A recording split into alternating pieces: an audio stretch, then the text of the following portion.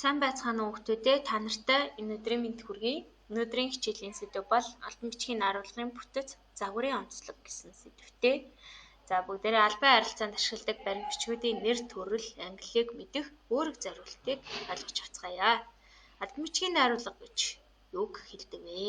За алтан бичиг нь төр ба хүмүүс хоорондын, улс хоорондын, албан байгууллага хоорондын, төв хүмүүс хоорондын нийгмийн иргэний харилцааны гэх мэт албан харилцааг зохицуулж байдаг эрх зүйн баримт бичиг юм аа. За үүрэг зориултын хувьд болохоор мэдээлэл дамжуулах, харилцааг зохион байгуулах, хариуцлага хүлээлгэх, баримтжуулах ийм үүрэг зориулттай, үнэн зөв, цэгцтэй, ойлгомжтой байдаг найруулгын төрөл зүйл багнэ. За алтан бичгийн найруулгыг дотор нь захирамжлалын, зохион байгуулалтын, мэдээлэл авалгааны, хувь хүний гэж дөрвөн ангилдаг.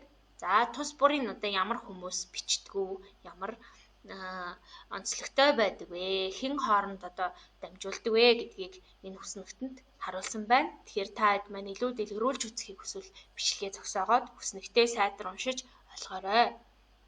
За захирамжлалын гэдэг ангилалд зарлиг, захирамж, хууль, тушаал зэрэг багтж байгаа. Зохион байгуулалтын дотор хурлын тэмдэглэл, төсөл, гэрээ, төлөвлөгөө, мэдэгдэл зэрэг нь багтана. За тус бүрийн хой талд яг ямар баримт бичиг болохыг тодорхойлсон байгаа.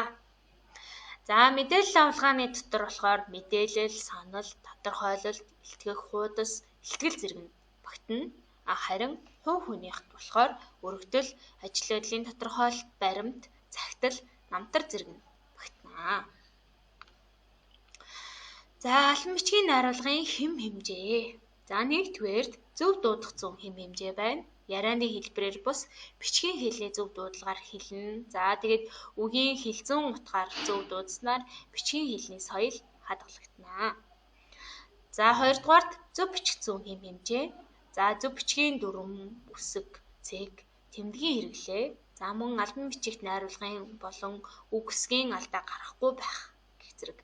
За гурав дахь буюу хэлзүүн хэм хэмжээ болохоор өгүүлбэрийн бүтэц үгсийн хэлзүүн холбоог зөв хэрэглэх гэсэн хэм хэмжээ. За дөрөвдүгээрт үгийн сангийн хэм хэмжээ гэдэг нь болохоор үгийн утга найруулгад тохируулан оновчтой хэрэглэх, давхарцсан олон үгтэй аман ярианы хэллэгээс зайлсхийх зэрэг энэ хэм хэмжээнүүдийг баримтлан бичдэг байна.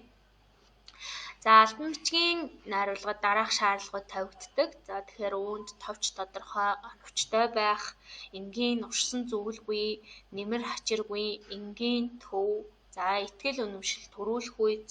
За тэгээд найруулгын үг, утга төгөлдөр алтан бичгийн зохих хэлбэр, загварыг баримталж бичих гэсэн энэ шаардлагыг хангасан баримт бичиг боловсруулж найруулж бичдэг байна. За өнөөдрийн хичээл дээр удирдамжийн бүтэц дарааллыг тайдтай ажиглалт хийлгүүлэх үүднээс оруулж байна. За энд хүүхдийн ертөнц 2014 гэсэн тэмцээний удирдамж байна. За бүгдээрээ бичлэгээ зогсоогоод сайтар ажиллаарай. За дараачих болохоор өргөдөл байгаа. За Батжаргал танаа гэсэн энэ хүнд хандсан төгс баярын өргөдөл байгаа. Тэгэхээр өргөдлийн бас бүтэцэд бас ажиглалт хийгээрэй. За энэ бүхний